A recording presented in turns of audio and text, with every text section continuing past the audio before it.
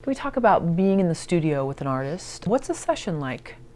You could even Sessions are big sing. fun. I mean, we have a ball in here. This is like, it's like Disneyland. If you like music, this is where you want to be. You know, it's music happening all the time. There's musicians in and out. There's singers all over the place. But my normal sessions are, if I'm working with an artist, they're in here, we're listening to the music, we're talking about what we want to do, we're going over the lyric sheet, making some notes, then they'll go into the booth, I'll stay in here, we communicate back and forth, and we just start recording. And my engineer sits here, he's been with me for 10 years, Andrew Hay, super amazing, talented engineer and producer in his own right, but the two of us will just be in here going at it, and sometimes it'll take an hour, sometimes it'll take 6 hours. I mean, we have a crazy range of the amount of time that it takes. Sometimes it takes 7 or 8 days to record a great vocal. Sometimes people can nail it in 1 or 2 takes. And it's just a lot of collaboration. You know, I suggest ideas to the singer and they say, "No, Harvey, that's a horrible idea," but I say, "Well, try it anyways." You know, just negotiating. There's a lot of psychiatry going on. You know, sometimes I'm trying to make them accomplish something emotionally that they're not in the mood to do, so I have to do you know, trickery, whatever I need to do to get them to act and sing a certain way.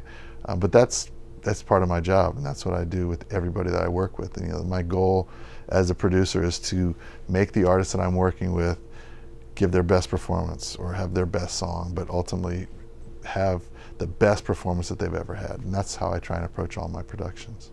Well, let's go back to 1994. The world was a much different place then. No social media.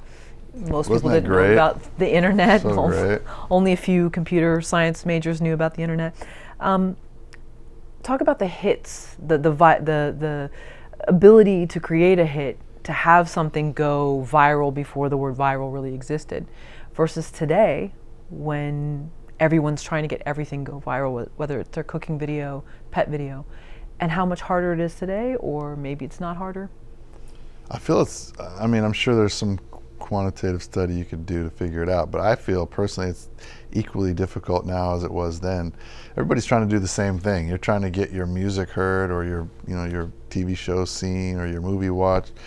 And there's different technology now, but it's the same thing. It's asking people to like what you've created and putting it out in front of people and giving them choices, giving them the option. I think there's more choices now because of technology, and there's so much more content that's accessible to consumers.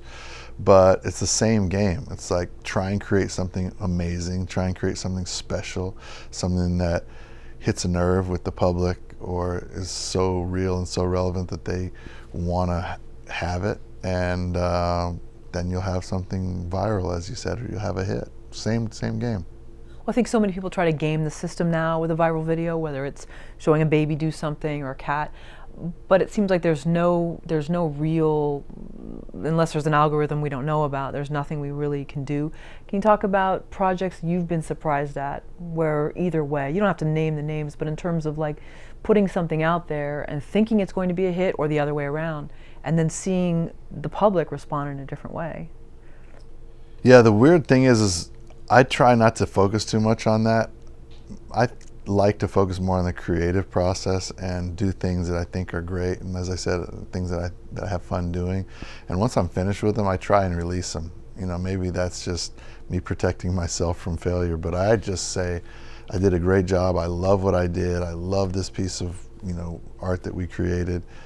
Hope other people like it too, and we put it out in the world. So I don't really have a great experience or great story to share with you of something that was so disappointing or something so surprising, because you don't know what's going to work, or you don't know what people are going to take to.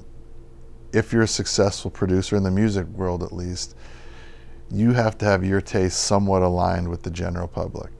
What I like hopefully lines up with what the people like, because when I'm here making music, I'm not thinking like, oh wow, I wonder what all these people are going to listen to, or what they're going to like on the radio, or when they stream this, or how it's going to sound to them. I'm listening to what I like, and I'm making it to please my personal tastes, because that's the only thing I know is what my tastes are. And as long as my tastes and my likes and dislikes are somewhat aligned with the general public, then I'll continue to be a working producer. If my taste falls totally out of line with what's going on with the public and I lose touch, then no one's going to hire me because I'm going to be making complete misfires, and I'll be making stuff that's not translating to anyone else. So that's kind of a simple formula to explain how I think producers that are successful are able to keep working.